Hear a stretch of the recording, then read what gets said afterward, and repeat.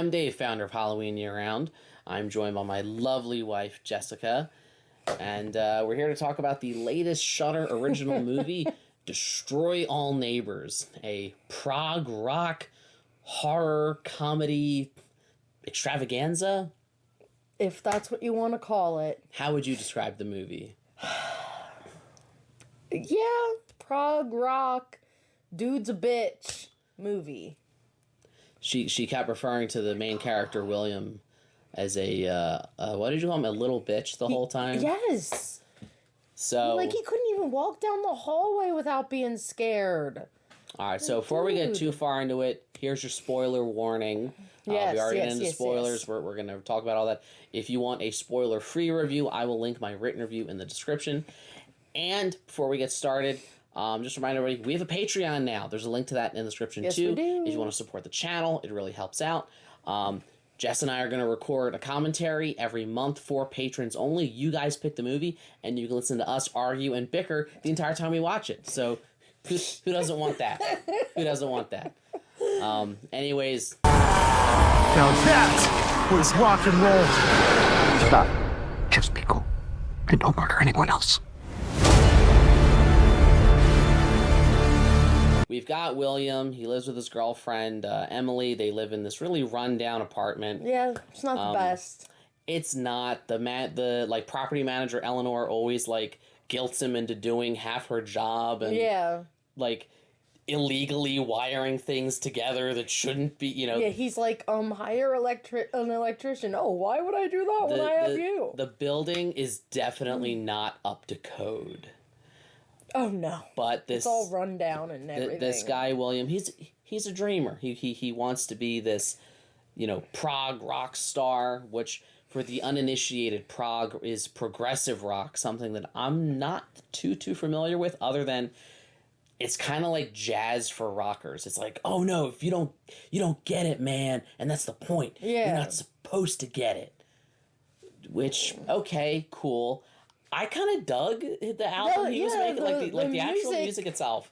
That we heard in the movie was good. I would listen to it. I'm not the biggest music person in the world. I'm definitely more of a movie person, but if you had to kind of pin me down to a genre of music, I would describe myself as probably a rocker.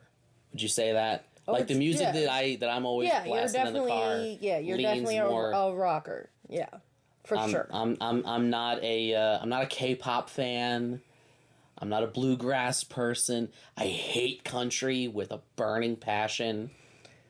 I don't hate country. She likes country. It's okay. Some. She grew up in the rural part of the state.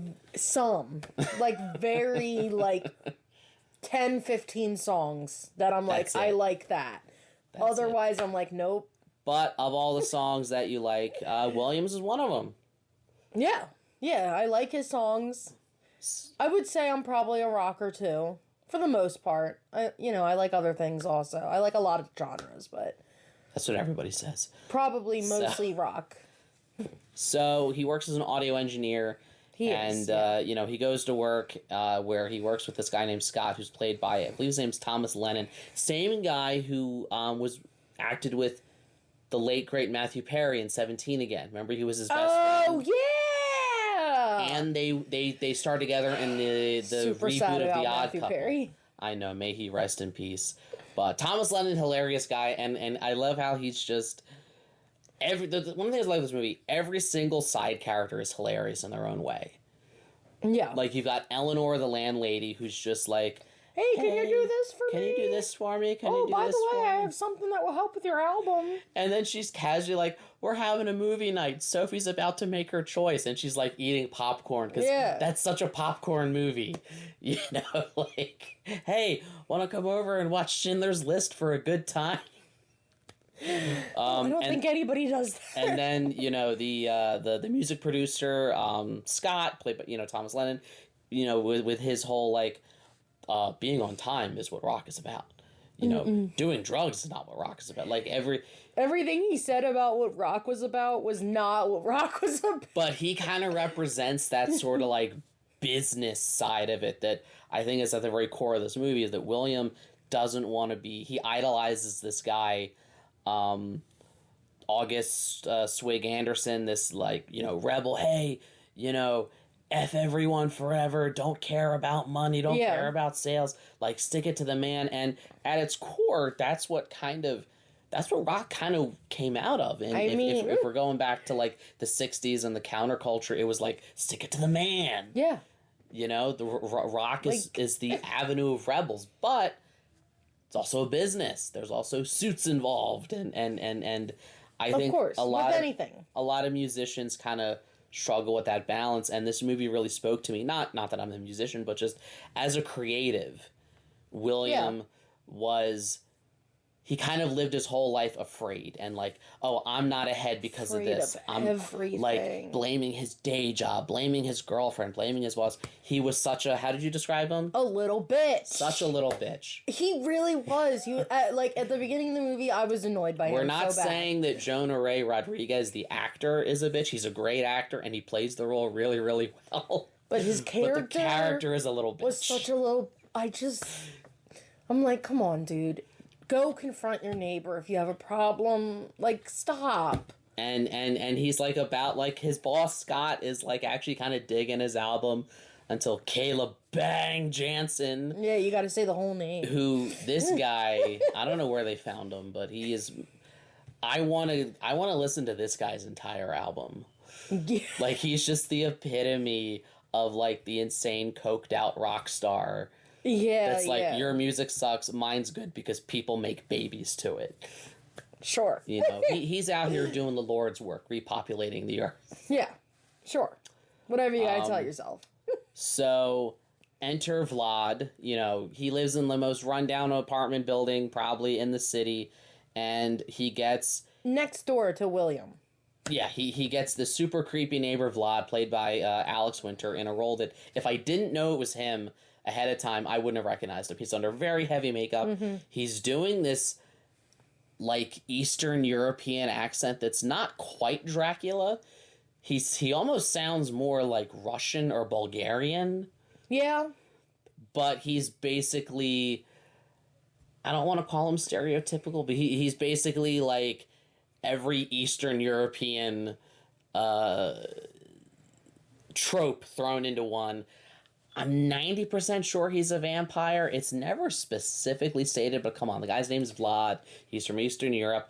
There's that line about how he's like, you can't just come to someone's apartment unwelcome, uninvited. You can't just do that. Yeah. The fact that he doesn't actually die, which we'll get to.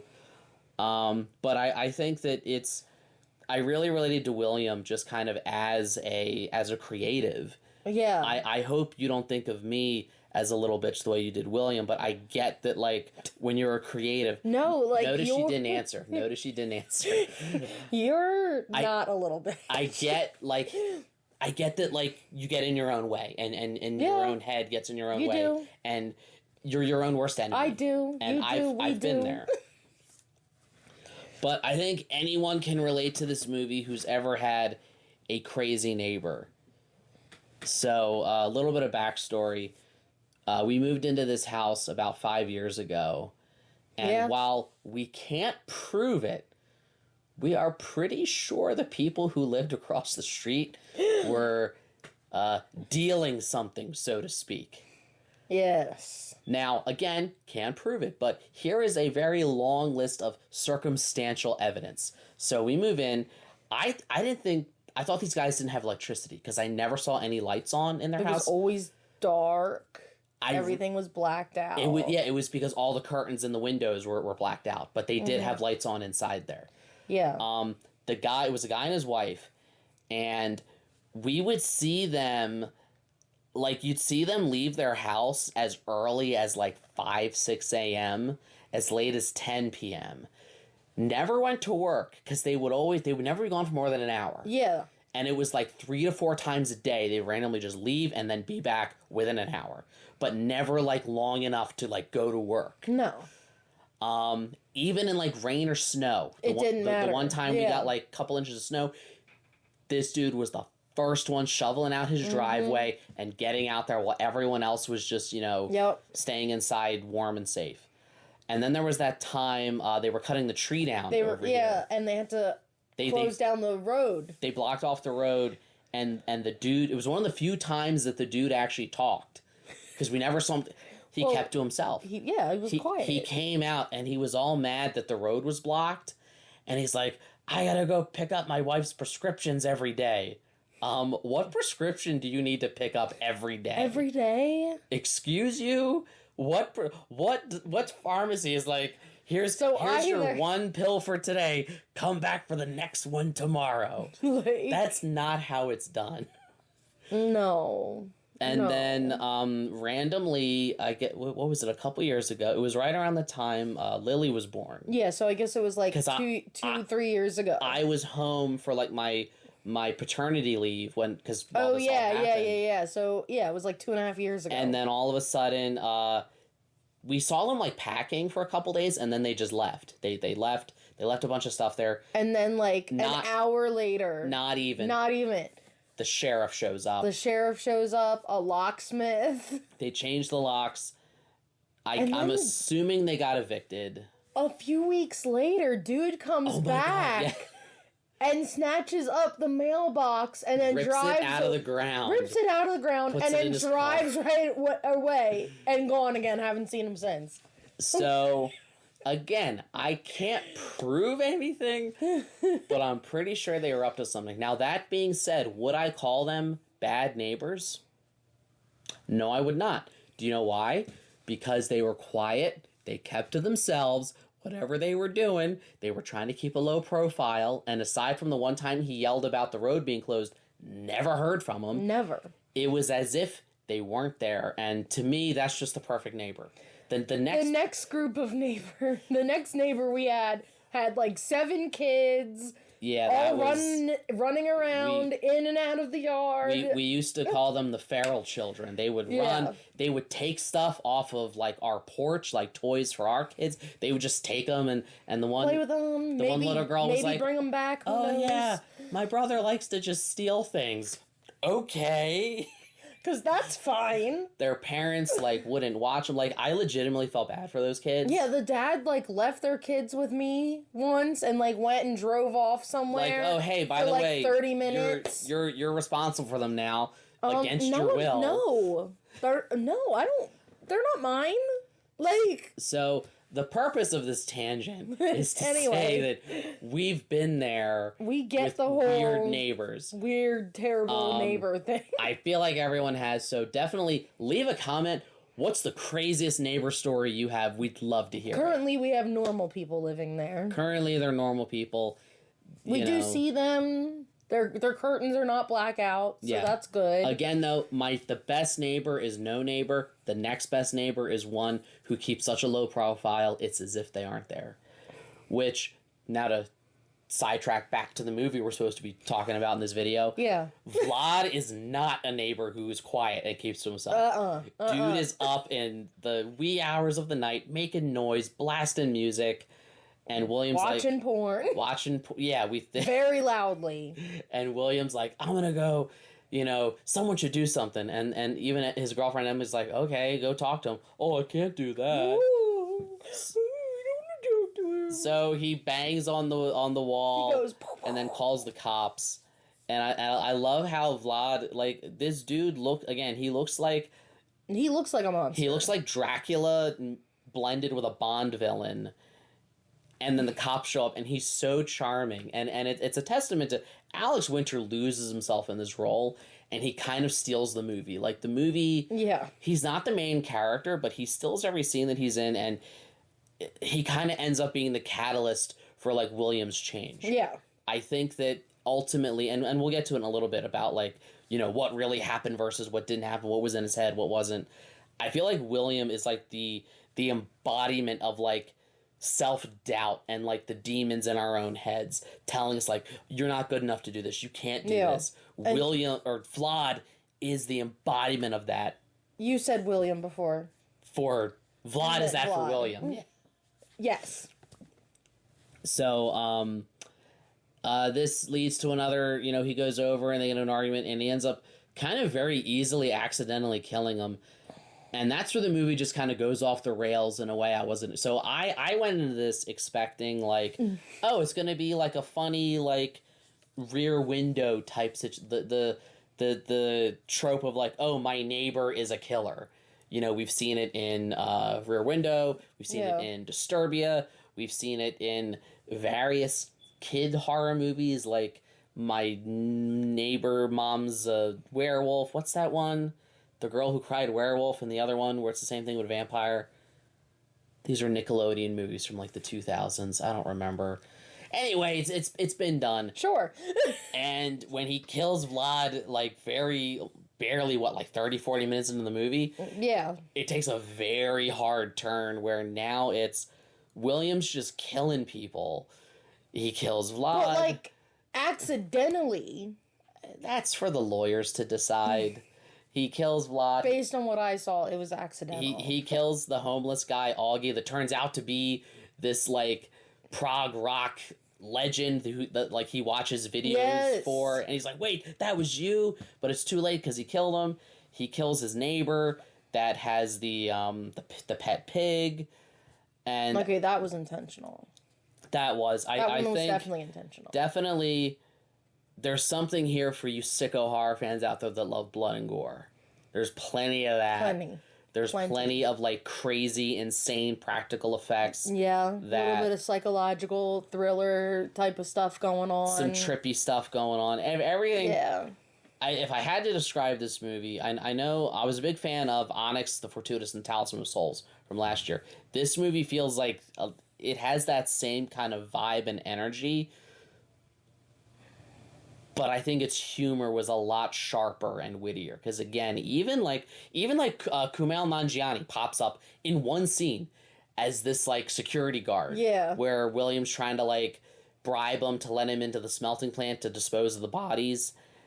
And he's like, I got $14. he tries to bribe him with 14, and, like, again, Not even a 20? it's one scene, but he shines in that scene. Yeah. It's like and I love the writing because there's so many, like, little things that come back later. Like the reference to when Caleb Bang Jansen says, like, oh, the only way I'd ever listen to this is if you tied me up and forced me to. He kind of ends up doing that at the end when Williams finally gonna record his record with the help of his imaginary dead friends. I think it's established that they're not actually literally there. They are in his head. They're not actually there. But it's a little confusing at first. Because you're not sure, like, is this a zombie movie? Right, because you're thinking, and then, you know, what Dave said earlier about being a vampire, like, is he like a vampire? Does he not die? He comes back somehow. But he does say he lives rent-free in his head, and that's kind of where ultimately, spoiler alert, like we warned you, it is all in his, he does really kill the people. But again, it's like each time he kills them, and they're like coming back to life, but not actually coming back to life. It's all in his head, but it ends up giving him that kick in the pants, that motivation to stop being the what? The little bitch. Yeah. So in the end, he finally becomes the man, the creator he always wanted to be, and he finishes that album and kind of gets a happy ending in, like, a dark humor sense of way that, you know, he's winning awards from prison. He's winning awards for his music now. He finished his album.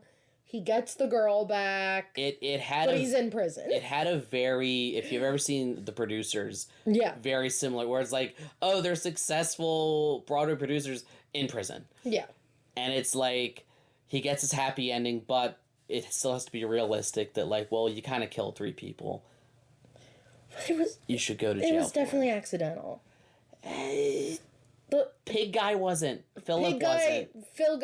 He stabbed him. He wasn't. That's but Vlad, like, forced him to do all those things that he did. Because Vlad was the inner demon in him that kind of is what holds him back, but then motivates him to rise to the occasion. So was that him doing that? Or was that Vlad forcing him to do those things? My personal interpretation is that we just finished watching it, so I'm still trying to digest. Vlad was definitely real, but then I think in the end, real world Vlad wasn't there to exist for William, but after William killed him, he kind of internalized it and turned Vlad into the embodiment of that, like, inner demon that he always had. Okay. If that's... Sort of I'm not a makes sense. psychiatrist, but overall, really, really fun movie. Really funny movie. Like, solid, like, joke a minute. A lot of really funny people in it. And again, really sharp writing, just with things being set up in the first few minutes that are callbacks much, much later that I almost forgot about. I'm like, oh, wait a minute. That was set up before. Yeah. And, when it comes to these, let's be honest, when it comes to, you have low-budget indie movies, they're hit or miss. This one, definitely a hit. Check it out. So definitely check it out. Leave us a comment. What did you like about the movie? What did you think the ending meant? How did you interpret it? Don't forget to tell us about your crazy neighbor story. Don't forget our Patreon. That's put a link in the description to that too. Yep. Like, share, subscribe, all the YouTube stuff. If you don't, you may end up getting accidentally manslaughtered by your neighbor. And Could be. And as always, every day Is Halloween.